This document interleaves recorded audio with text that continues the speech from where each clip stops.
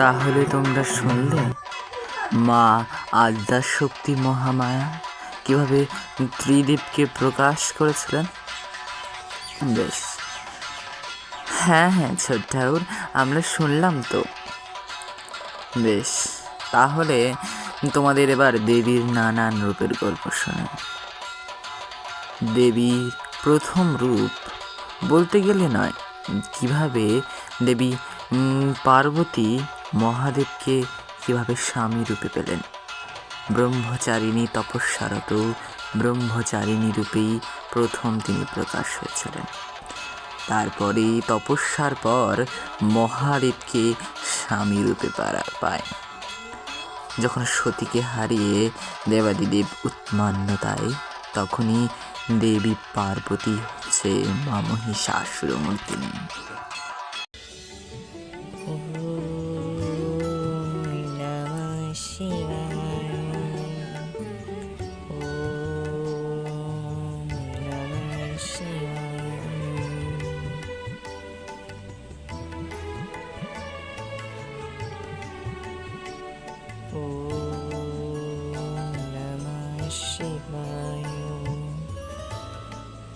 পুত্রী উমা, তুমি এখানে কি করছো?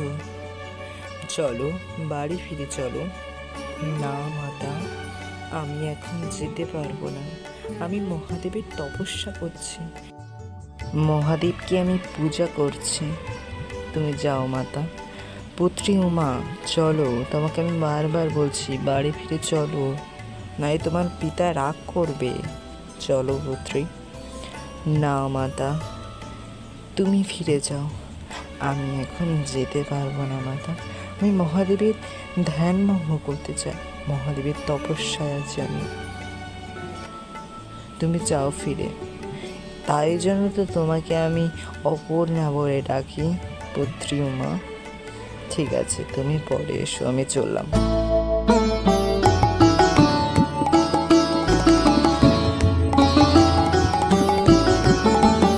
তোমায় পূর্ণ রূপে পাবো বলে আমার সাধন, করুণ রসে সিক্ত আবার শান্ত রসে বসে আমার মন। তোমায় পূর্ণ রূপে পাবো বলে হস্তে আমার পঞ্চকমল, যেন তোমার পাঁচ ইন্দ্রিয়। হস্তে আমার পঞ্চকমল, যেন তোমার পাঁচ ইন্দ্রিয়। তোমায় আমি জাগরিত করব ওগো প্রিয় প্রিয় প্রিয়, পূর্ণ রূপে পাবো বলে। ওগো আমার প্রিয় প্রিয় প্রিয়, পঞ্চকমল ফুটবে যখন তোমারও হবে স্ফুরণ। দেখবে আমার বহু কালের, দেখবে আমার বহু কালের প্রেম চাতকে মন, পূর্ণ রূপে পাবো বলে।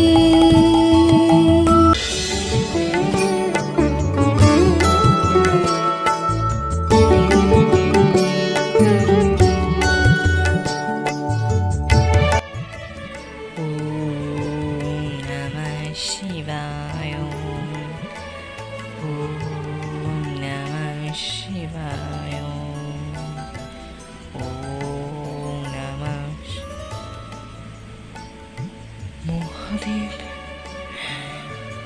মহাদেব, মহাদেব।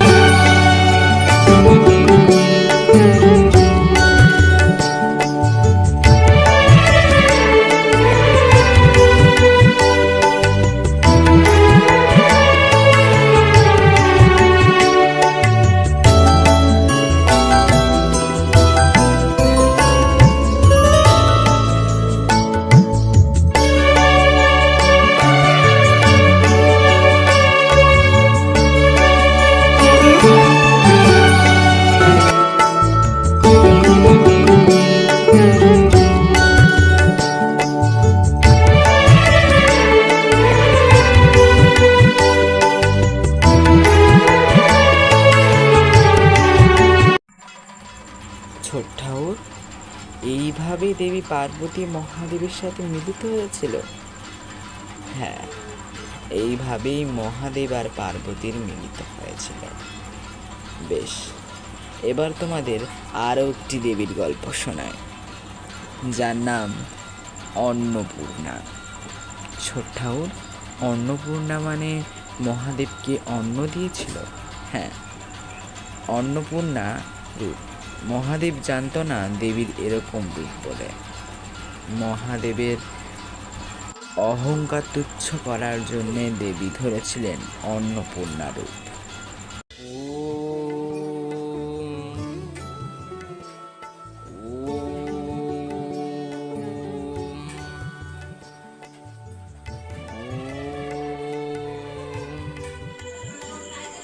আহারের সময় আগত দেব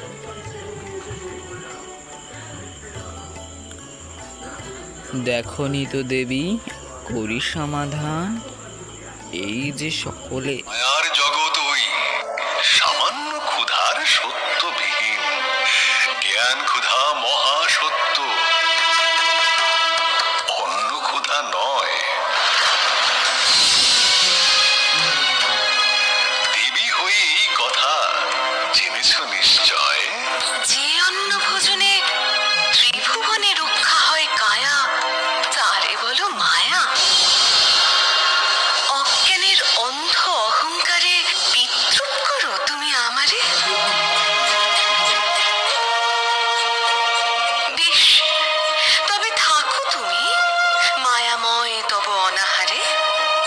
তোমার তো প্রয়োজন নাই এই মূর্খ আমারে। স্বামী, চলিলাম আমি।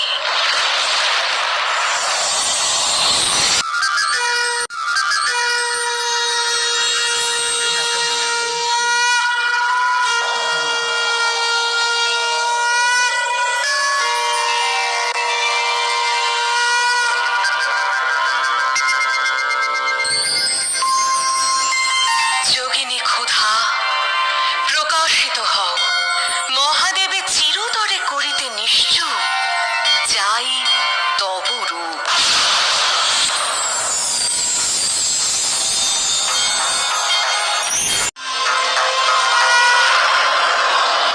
কি আদেশ মাতা অন্নপূর্ণা? মহাদেবকে ক্ষুধায় আক্রান্ত করো। মা অন্নদা,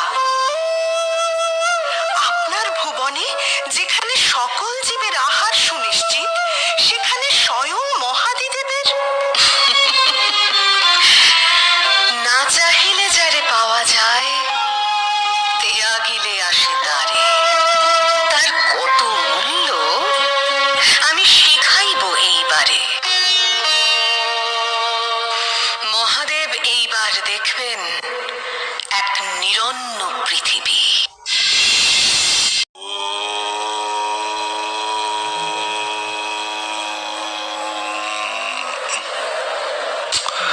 একি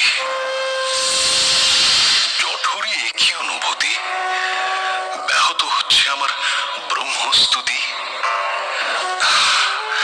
নিশ্চয় যোগে ধ্যানে হয়ে যাবে দূর।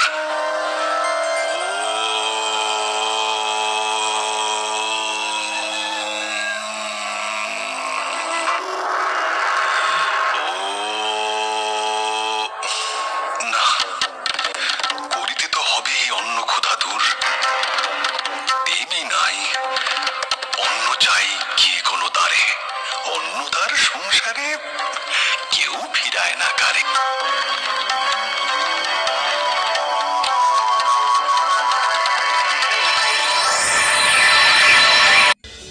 চারিদিকে শুষ্ক, কোনো জায়গায় অন্ন নেই, খাদ্য নেই, গ্রামে গ্রামে ফসল নেই।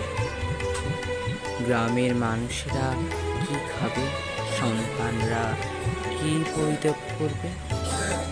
আহার সুনিশ্চিত দেবাদিদেব দেখলেন এই পৃথিবীকে।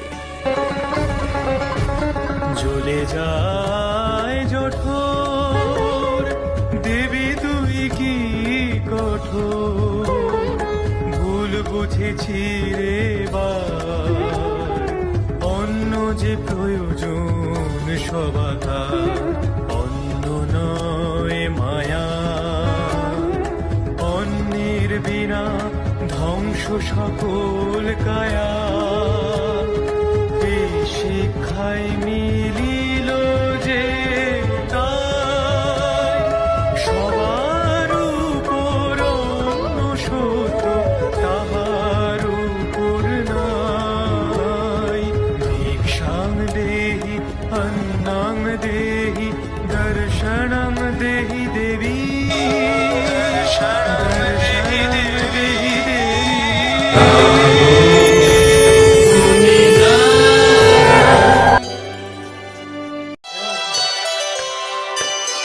আমি অন্নপূর্ণা, মোর যত সন্তান আমার নিকটে তারা সকলে সমান। আমি অন্নপূর্ণা, মোর যত সন্তান আমার নিকটে তারা সকলে সমান। তরু সে তো ফল ধরে সবার লাগিয়া, আমার হইতে কেহ ফিরে না মাগিয়া। অন্নপূর্ণা,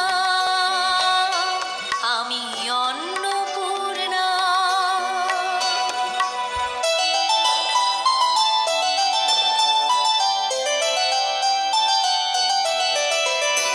আকাশ ফসল জল সুফলা বনি, সকল রসিতে হয় অন্ন, হয় যে ধ্বনি। মেঘ সকলের করে যেন জলদান, তেমনি মাতার নিকট সব জীবী সমান। অন্য স্নেহ, অন্য প্রেম, অন্নই তো দেহ, অন্য শুধু খাদ্য নয়, সে যে মাতৃ স্নেহ। আমি অন্নপূর্ণা, আমি অন্নপূর্ণা, আমি অন্নপূর্ণা।